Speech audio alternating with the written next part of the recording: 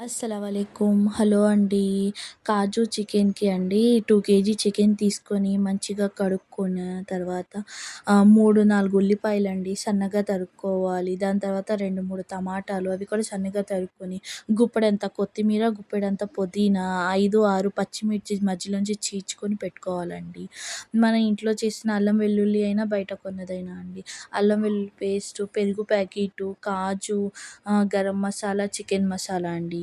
నూనె వేసి సన్నగా కట్ చేసుకున్న ఉల్లిపాయలని వేసి మగ్గించుకుంటూ, అందులోనే టమాటాలను వేసి మగ్గించుకుంటూ ఉండాలండి. ఉప్పు, పసుపు వేసి మగ్గించుకోవాలండి. అందులోనే కొంచెం నువ్వులు కూడా వేయాలి. చల్లగా అయినాక పేస్ట్ చేసుకోవాలండి. ఒక కడాయిలో నూనె వేసి, బిర్యానీ స్పైసెస్ వేసి, సన్నగా తరుక్కున్న ఉల్లిపాయ ముక్కల్ని వేసి, వేగినాక అల్లం వెల్లుల్లి పేస్ట్, ఉప్పు వేసి వేయించుకోవాలండి. అందులోనే కారము ఇవన్నీ వేసినాక పచ్చిమిర్చి, చీల్చిన పచ్చిమిర్చి ఇవన్నీ వేసి, కడిగిన చికెన్ని వేసి మంచిగా కాసేపు మగ్గించుకున్న తర్వాత అందులోని వేయించిన టమాటా, ఉల్లిపాయలు, నువ్వుల పేస్ట్‌ని వేసి, గరం మసాలా, చికెన్ మసాలా, ధనియా పౌడరు, టేస్ట్‌కి తగ్గట్టు ఉప్పు, కారాలు వేసి కాసేపు మగ్గించుకొని, కూర ఉడుకుతున్నప్పుడు కొంచెం కొత్తిమీర, పుదీనా వేసుకొని ఉడికించుకున్న తర్వాత స్టవ్ ఆఫ్ చేసేయాలండి. లాస్ట్‌లో కడాయిలో నూనె వేసి వేయించిన కాజుని లాస్ట్‌లో కలుపుకుంటే మనం తింటున్నప్పుడు కూరతో పాటు చాలా క్రిస్పీగా బాగుంటుంది. రెసిపీ నచ్చినట్టయితే ఛానల్‌కి సబ్స్క్రైబ్ చేసుకోండి.